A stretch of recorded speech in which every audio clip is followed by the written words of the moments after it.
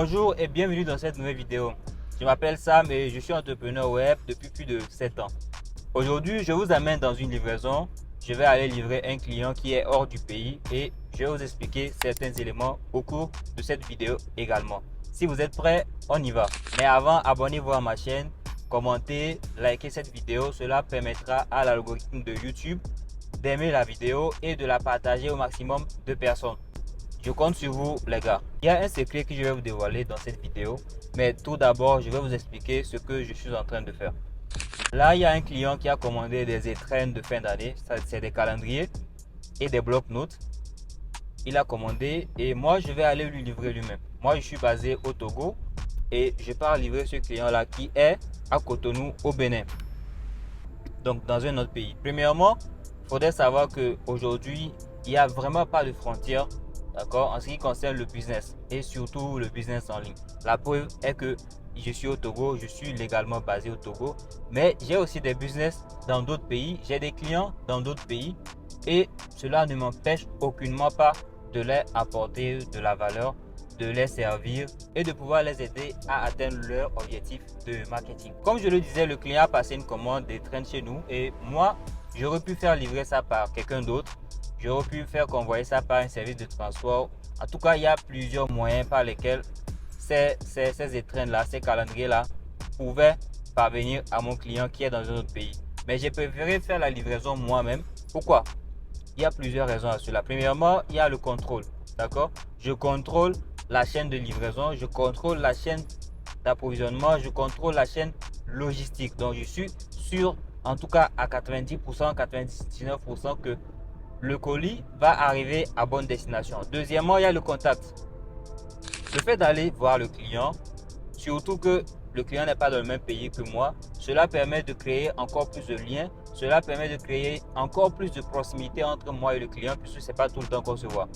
La troisième chose, c'est que je veux profiter de ce rendez-vous-là également pour parler d'un certain nombre d'éléments avec le client. Premièrement, son site web. On doit analyser, on doit savoir c'est quoi les KPI, quels sont les indicateurs de performance que nous avons pu atteindre et quels sont les résultats réels que nous avons pu apporter sur l'année parce que nous sommes en décembre. Deuxièmement, également, on va pouvoir parler du plan stratégique qu'on est en train de mettre en place pour eux pour la prochaine année puisqu'ils sont en train de faire entrer de nouveaux produits, etc. Donc, vous voyez que ce déplacement-là, il n'est pas vain dans le sens où c'est plus un investissement qu'autre chose en fait. Et donc, vous devez vous aussi avoir à faire ce genre de choses-là vous-même. Et le secret que je vais vous dévoiler dans cette vidéo-là, c'est le contrôle. Quand vous lancez un business, vous devez avoir le contrôle sur ce business-là. Vous devez avoir le contrôle sur la valeur que vous apportez à vos clients. Quitte à le faire vous-même, surtout pour le début de vos activités, vous devez le faire vous-même. Vous devez vous assurer que le client est satisfait. Vous devez vous assurer que vous faites bien les choses et c'est après cela que vous pouvez déléguer certaines choses. Mais encore, faut-il savoir que ce n'est pas tout qu'on délègue. D'accord? Ça, on peut déléguer, mais de toutes les manières, par exemple, si je délègue la livraison, après, je vais me déplacer pour aller pour voir le client. Donc, ça ne sert à rien. Je profite. J'en fais d'une pierre plusieurs coups. Donc, retenez bien, s'il y a une chose que vous devez retenir dans cette vidéo, c'est le contrôle.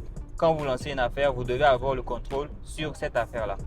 D'accord? Je ne sais pas encore. Peut-être qu'arrivé à Cotonou, je vais vous faire un petit vlog. Je vais vous présenter un peu la ville, etc. Voilà. Restez à l'écoute. À tout à l'heure.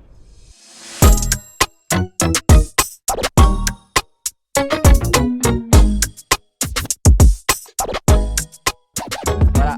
Là, nous avons fini la livraison et puis on fait un petit tour de la ville. Et voilà où est-ce que ça m'a conduit. Pour ceux qui ne la connaissent pas, je vous invite à vous documenter là-dessus. Ce sont les Amazones, les reines, les dames qui ont combattu contre la colonisation.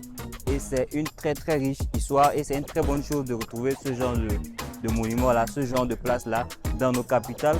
Si vous êtes à Cotonou, je suppose que vous avez déjà été ici. Si vous n'êtes pas à Cotonou mais que vous êtes dans une ville de l'Afrique de l'Ouest, je vous invite vraiment à venir et à visiter cette place là parce que c'est un truc vraiment très intéressant.